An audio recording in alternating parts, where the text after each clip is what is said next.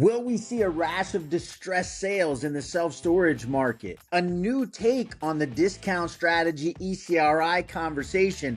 And finally, what drove the merger between Snapbox and Go Storage Self Storage?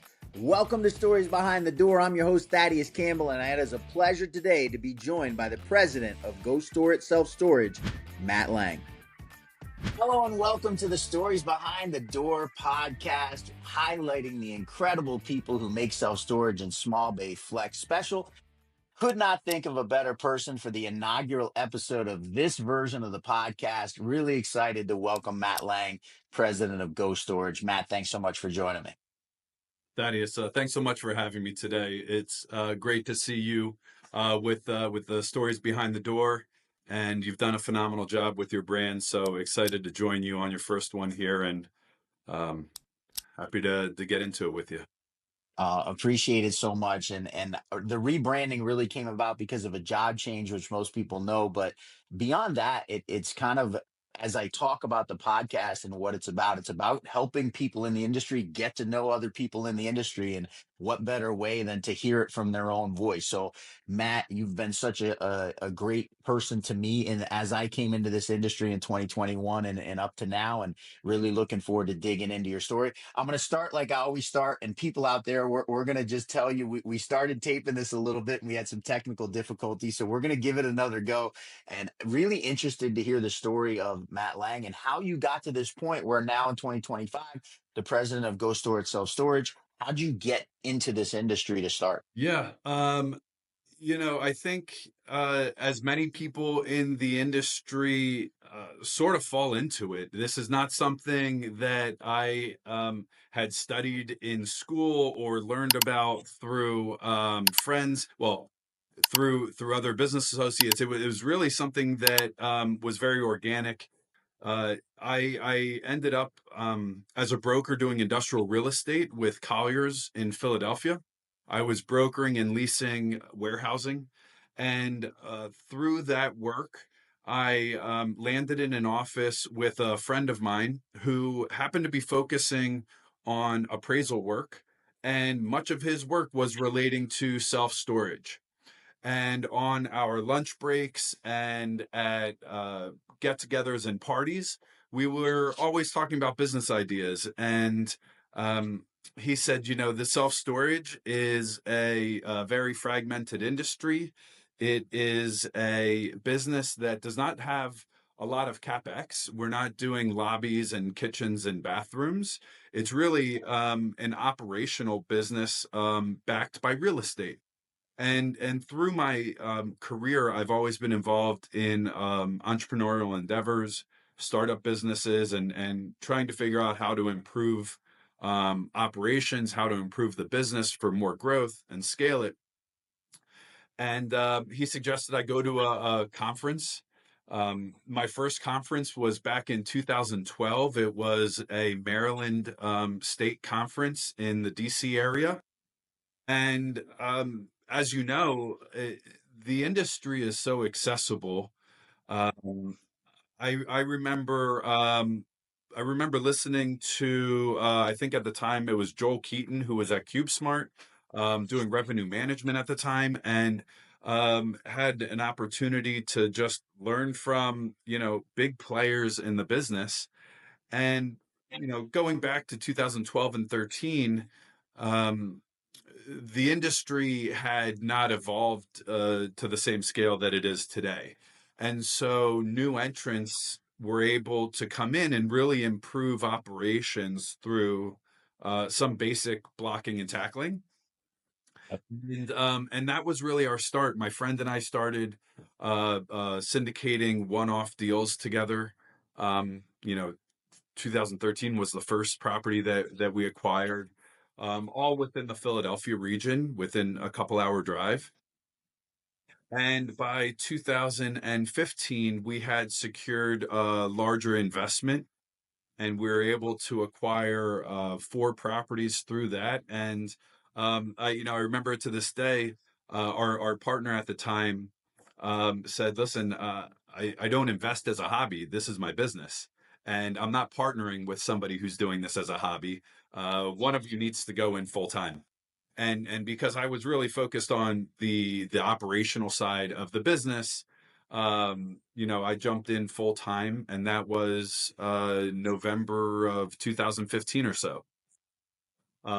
Really from there, it's just been shifting markets, trying to evolve from the capital and investment structure, and then navigating different waves of new supply, navigating COVID and demand pops, and so it's no direct path from point A to point B, but it's been a great ride, and really looking forward to the continued trip now that we've joined with Go Store It. I just threw away all the questions I pre-planned because you brought up about 15 different questions I want Well, to we can ask you. dive into each of them individually. I'm gonna do one at a time. I'm just gonna try and remember them all. I'm trying to mentally just make sure. The first one I want to talk about that you brought up is this industry. I went to my first SSA show in 2022, and I found myself sitting in a room. By the way, I had no idea who Storage Mart was. Didn't know the company, never heard of them. I was like 6 months into my career in self storage. I knew nothing, and I'm sitting in a room with Mike Burnham, and he's giving me advice. At the time, the company I was working with had a facility that's now open in San Antonio. Ghost Store was had a presence in the market. They had looked at that facility. They possibly thought they might take over the development of it. Never happened. But here Mike Burnham is, and in hindsight, I'm like blown away by this. Right? He's giving me advice on how to set up the unit mix in this facility in San Antonio, Texas. So you talked about the accessibility. There is a question here, which is, what do you think that is? Because it is unlike anything I've ever been involved with in my life. The willingness of people within this industry to help other people is almost unworldly. Yeah, it really is. It's something that is so unique. Coming again back from the commercial real estate world as a broker, even like, friends in the office, the lock and key that deals are kept under in the brokerage world, due to the competition and, high value and what's at stake. That was my background, and that was what I was really coming from. And to go to a conference, not have a name, a reputation, any property really at that time, and to get insights from experts in the business was really something that blew me away. And I think it, thinking about how the industry is structured, I think a lot of owners uh, are much more competitive on the acquisition and development side of the business. But once you are operating a store, we're all operating within a very small trade area for that specific location. And so you may bump up against certain operators in markets more so, and maybe you're a little bit more guarded with information in those instances. But I think most of the folks in the business feel like we're not really competing with everybody at the property level. And I think that's where a lot of the great information can come from. Um, really out of, hundreds or even thousands of conversations I've had in the industry, that there's only been like select handful of times where it's felt a little awkward in some details, but generally speaking, it's a phenomenal industry, and the people are really what makes it so great. I wonder if that's awkward because someone was worried about sharing information, or if you just happen to run into that one or two people who are socially a little bit awkward anyway.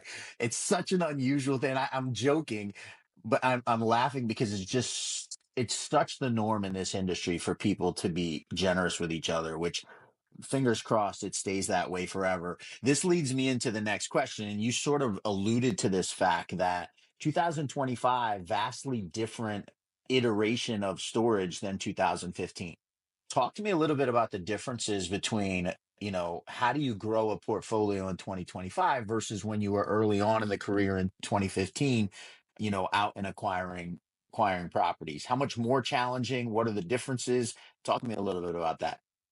Yeah, I, a lot of it. really, I think, has evolved because it's become a major asset class from an investment perspective.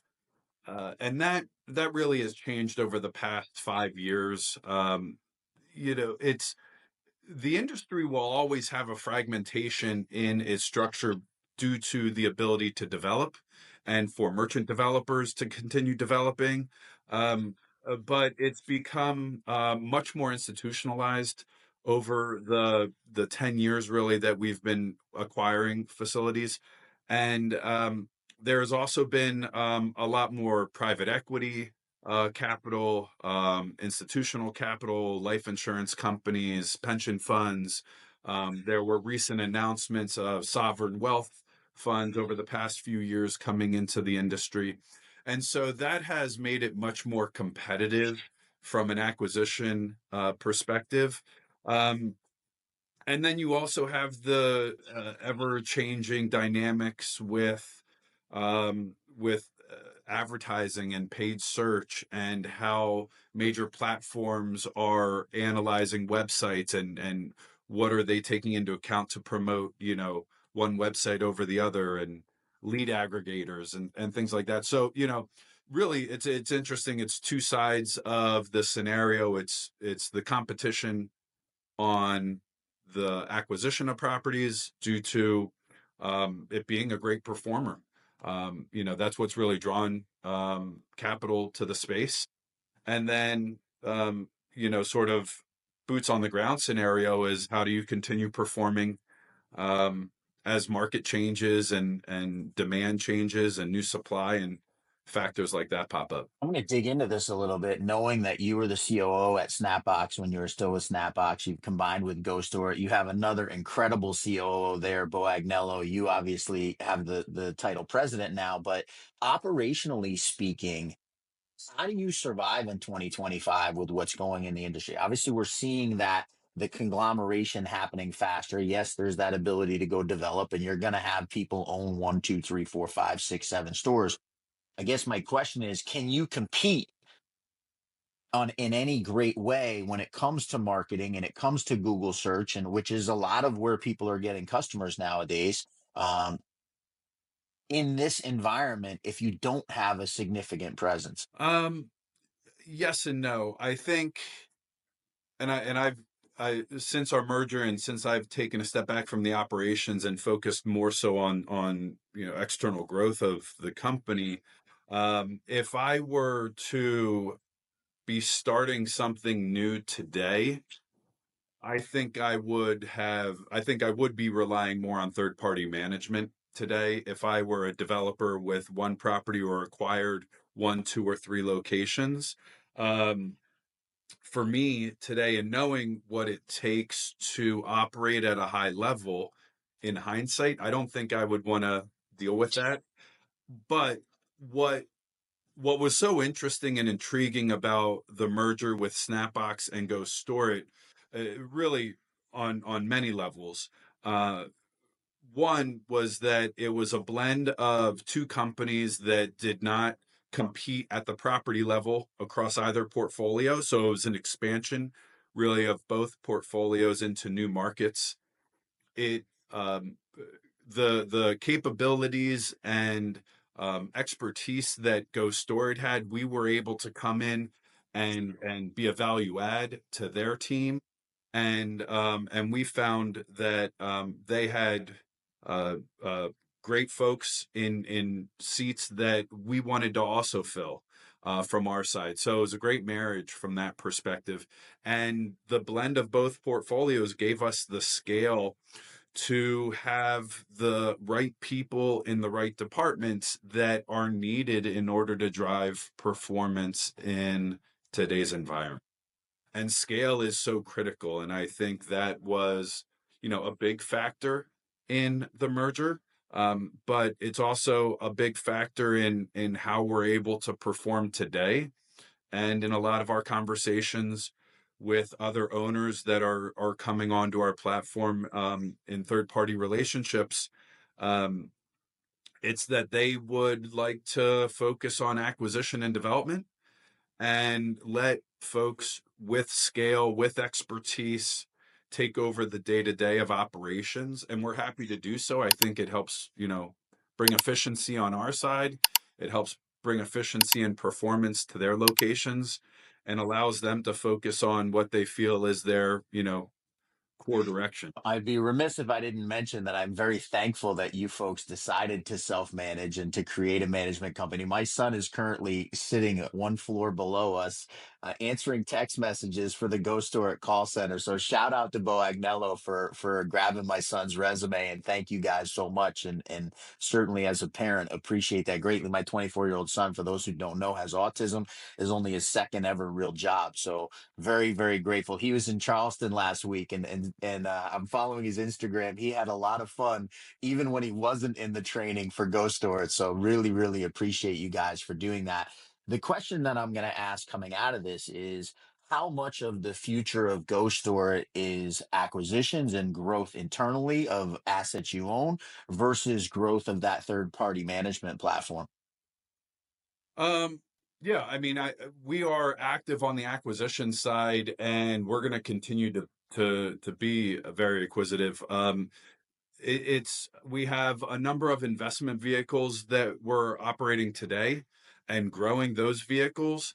And it's really, as you know from the industry, with the increase in interest rates over the past couple of years from, late 22 into 23, there's really a big spread between sellers' expectations and buyers' expectations.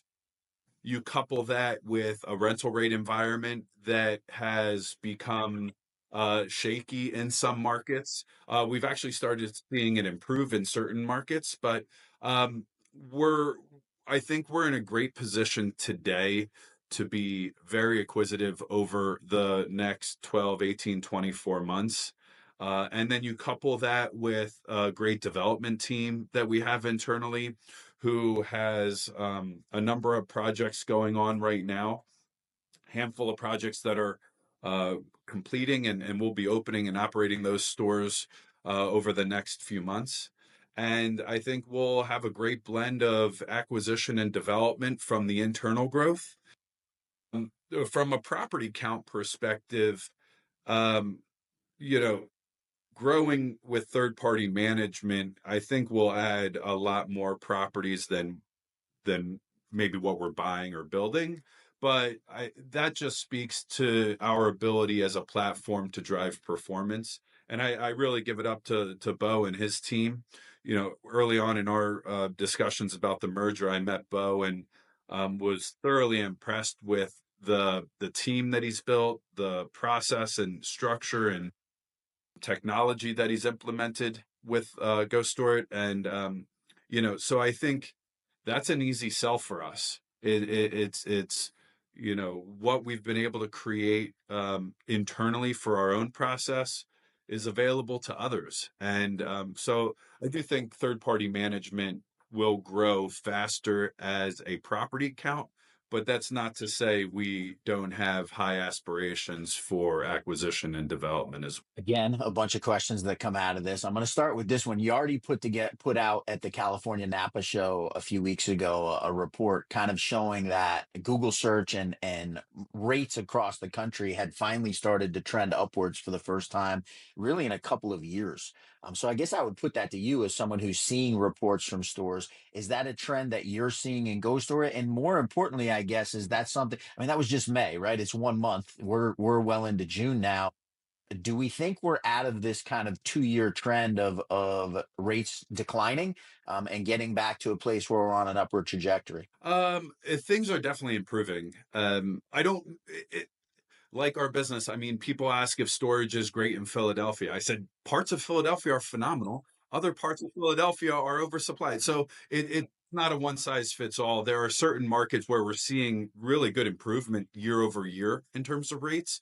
And we're seeing other markets that are seeing a deceleration in the drop of rates, which is a good sign as well. But it's really always going to be a factor of that new supply coming into a submarket and how is that impacting the rental rate environment. Um, I would say it does feel like we've passed the bottom in terms of rates. Um, But even the large players will tell you it's really tough to forecast what demand looks like any further out than 3 weeks. Our sales cycle is so short that anything past that we don't have too much visibility into. Um, but yeah, Brings up another question, which is, I've kind of been sitting here for a year and a half, waiting for the shoe to drop.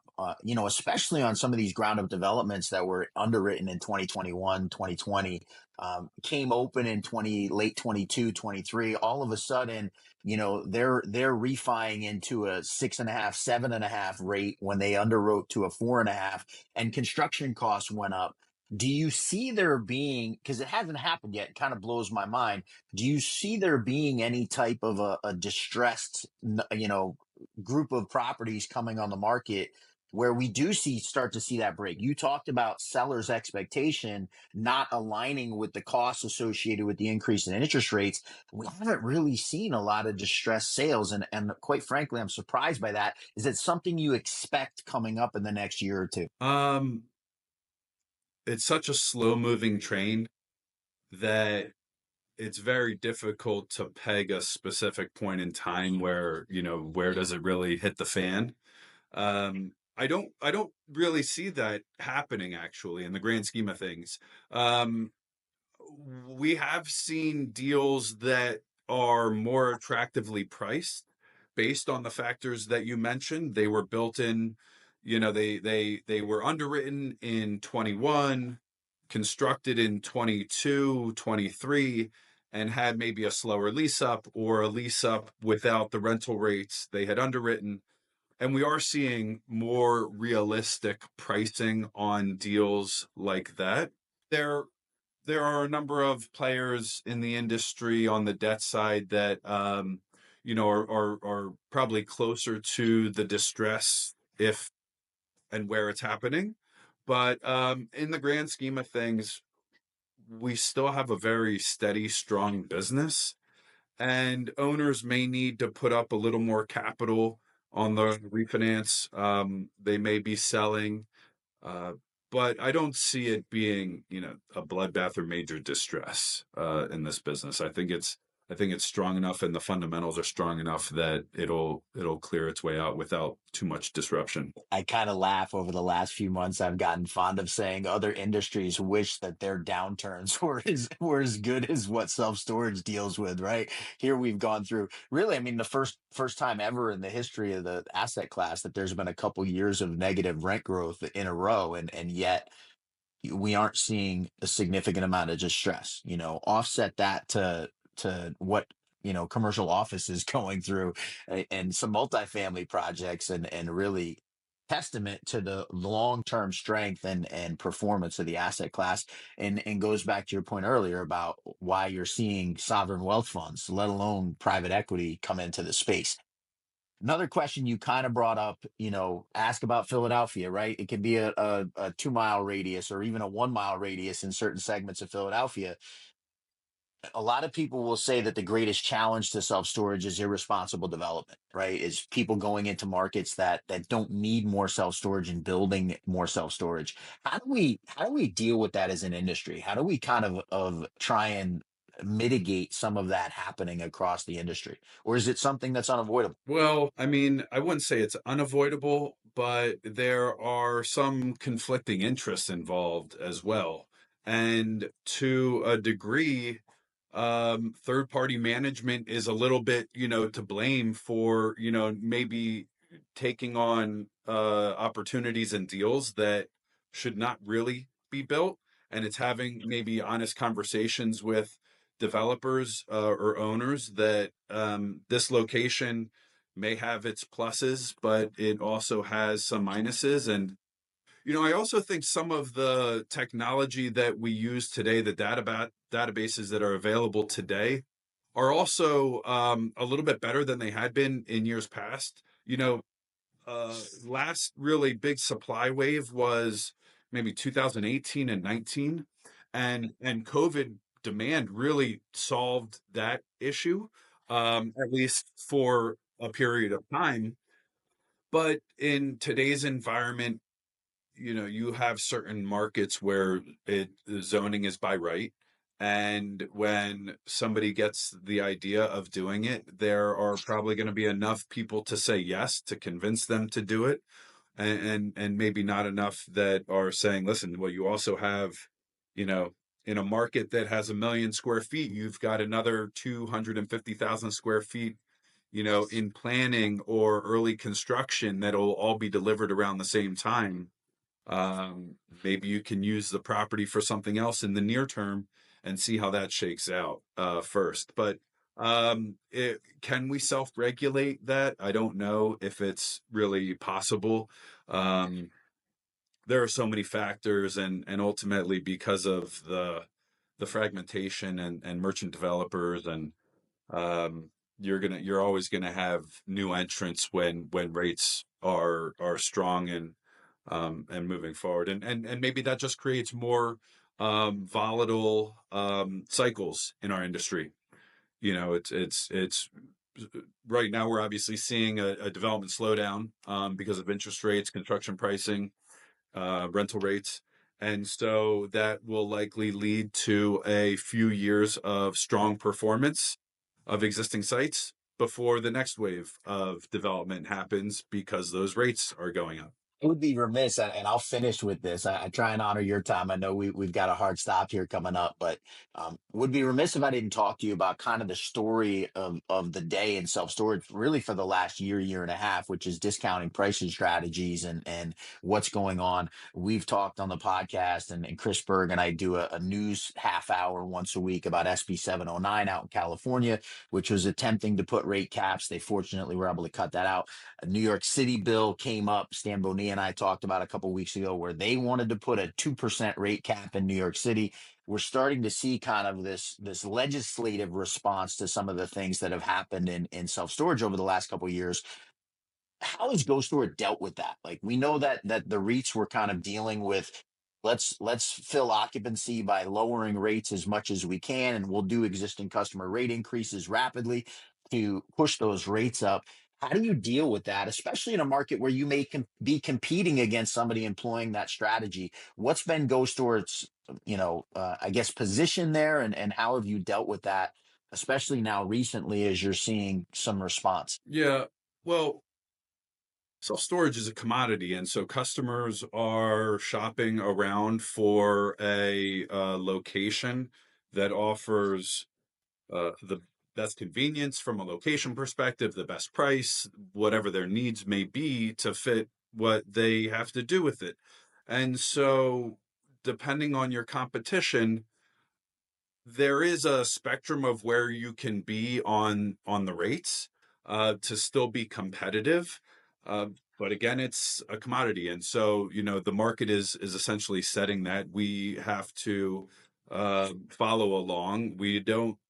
We have scale in certain markets where we can be a price driver and try and improve in fundamentals from that perspective. In other markets where you have large players driving the heavy concession and discounted pricing structure, we have to sort of follow along from that perspective and play our game in a fashion that is open and following what that municipality requires, if there is any pricing guidance and recommendations with that. But it's also looking to communicate and have a clear user experience so that customers understand what they are buying and renting from us, and in a way that everyone feels like it's a pretty clear cut road. What happens in the future, I don't know. I don't think anybody really wants to be playing this discounting game. It doesn't benefit anybody. I don't out of every operator I've talked to over the past few years, it's not the business we want to be in. It's the business we've had to adopt and adapt to. And we'll see how things continue to shake out. I think from a legislative perspective, we have a phenomenal team at the SSA that is going to bat for us and for our interests and for the industry. And ultimately, we're not a dwelling or a residence. And so, from that perspective, I think we're able to make the case for why these rent caps don't apply to us. There are going to be unique situations across municipalities due to other factors, and we can't always win those battles. But it does seem like municipalities and legislation understand sort of our position with it and agree so far. I love that perspective. I hadn't really thought about that idea of like nobody wants to be giving out discounts to fill spaces, and that's kind of the reality of where we've been in the economic cycle as an industry for the last couple of years. Appreciate you being open and honest, and I'd be remiss if before I wrap this up I didn't just say thank you. I've mentioned this in marketing this on LinkedIn over the last few days as I knew I was coming to get you, but coming to interview you. You invited me over to lunch in Philadelphia a few years ago when I was brand new in the industry, and testament to what you talked about before, and you've certainly lived up to that. I guess history of the industry. Cannot thank you enough for the way that you treated me at a time when I literally I didn't know what a cap rate was.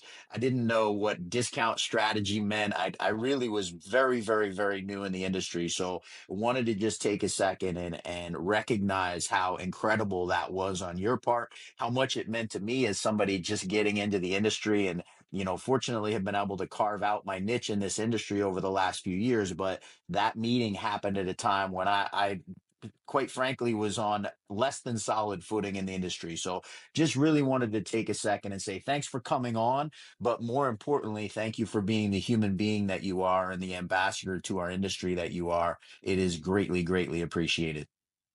Thank you for the kind words, Thaddeus. And I remember that lunch too, and I really enjoy talking about the business and helping others from that perspective. So I'm really happy and excited to see what you've been doing, in the industry, and wish you the best and continued success with that. Appreciate it. If somebody can help Matt Lang and Go Store and bring something to you, what is it that helps you guys grow and other people can bring to Matt Lang that gives benefit to Go Store? We want to find great properties, whether it's to manage, buy, or develop. We are looking to grow, and it's something that one thing that has helped us grow in the early stage from this merger so far is just having great relationships, great connections, and we want to be the first group that somebody thinks about when they hear of this property for sale. Somebody's thinking about buying a property, they need somebody to manage.